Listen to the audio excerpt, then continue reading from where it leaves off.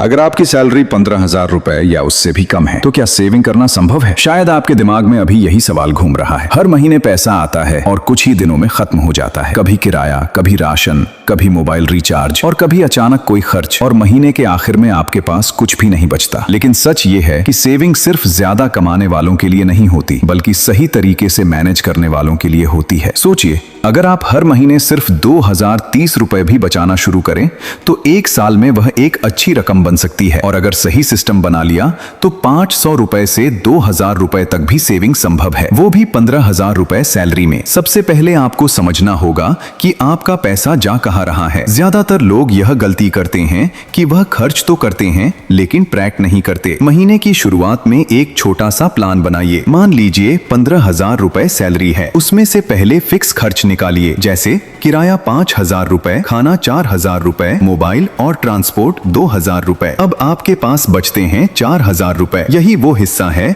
जहां गेम शुरू होता है। अब यहाँ सबसे बड़ी गलती होती है। लोग सोचते हैं जो बचेगा वो सेव करेंगे, लेकिन सच यह है कि कुछ भी नहीं बचेगा। इसलिए आपको उल्टा करना होगा। पहले सेविंग निकालो, फिर खर्च करो। मान लीजिए आपने तय किया कि 1,000 रुपए हर महीने बचाना है। अब आपके पास खर्च के लिए 3,000 रुपए बचे। अब आपको उसी में मैनेज करना है। शुरुआत में मुश्किल लगेगा, लेकिन धीरे धीरे यह आपकी आदत बन जाएगी। अब बात आती है कंट्रोल की। सबसे बड़ा दुश्मन है इम्पल्स बाइंग। अचानक कोई ऑफर देखा, 70% ऑफ लास्ट 2 आवर्स, और आपने खरीद लिया। जरूरत थी या नहीं यह आपने सोचा भी नहीं। यही वो जगह है जहां आपका पैसा खत्म होता है। एक सिंपल रूल अपनाइए, 24 आवर्स का रूल। अगर कुछ खरीदना है तो तुरंत मत खरीदिए, 24 घंटे लुकिए। अगर अगले दिन भी आपको लगे कि यह चीज जरूरी है तभी खरीदिए। 80% मामलों में आप खुद ही उसे छोड़ देंगे। अब बात करते हैं छोटे खर्चों की। 20 रुपए की चाय, 30 रुपए का स्नैक,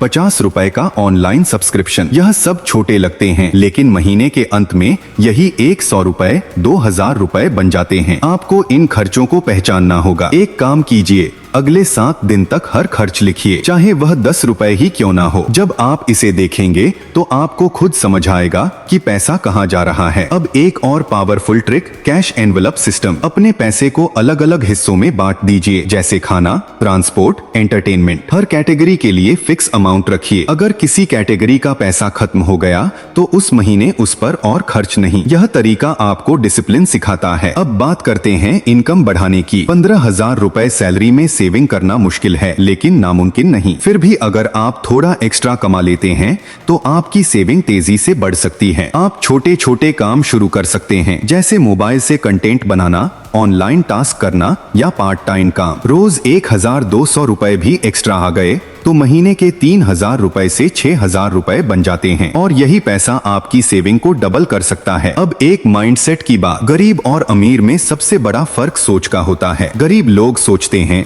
मेरे पास कम है, मैं क्या सेव करूंगा, और अमीर लोग सोचते हैं मुझे चाहे जितना भी मिले मैं उसमें से कुछ जरूर बचाऊंगा। आपको अपना माइंडसेट बदलना होगा। हर बार जब पैसा आए खुद से एक सवाल पूछिए, मैं इसमें से कितना बचा सकता हूँ, ना कि मैं इसे कहाँ खर्च करूँ। अब एक छोटा सा चैलेंज लेते हैं। अगले 30 दिनों के लिए हर दिन कम से कम 50 रुपए बचाने की कोशिश कीजिए। इसका मतलब महीने के 1,500 रुपए शुरुआत में मुश्किल लगेगा, लेकिन अगर आपने यह कर लिया तो आप समझ जाएंगे कि सेविंग असंभव नहीं है। आप छोटी छोटी आदतें बदल सकते हैं। बाहर खाना कम करना, ऑनलाइन ऑर्डर कम करना, बेकार के सब्सक्रिप्शन बंद करना और जरूरत के हिसाब से खर्च करना। याद रखिए, सेविंग कोई बड़ी चीज नहीं है, यह छोटी छोटी आदतों का रिजल्ट है। अगर आप आज से शुरू करते हैं तो अगले 6 महीने में आपके पास 6,000 रुपए से 12,000 रुपए हो सकते हैं, और यही पैसा आपकी इमरजेंसी में काम आएगा या फिर आपके किसी बड़े लक्ष्य के लिए पहला कदम बनेगा। तो आज से एक फैसला लीजिए, चाहे सैलरी 15,000 रुपए हो या 10,000, मैं हर महीने कुछ ना कुछ जरूर बचाऊंगा, क्योंकि असली अमीरी ज्यादा कमाने में नहीं बल्कि सही तरीके से बचाने में है। मिलते हैं अब एक नई सोच के साथ अगले वीडियो में।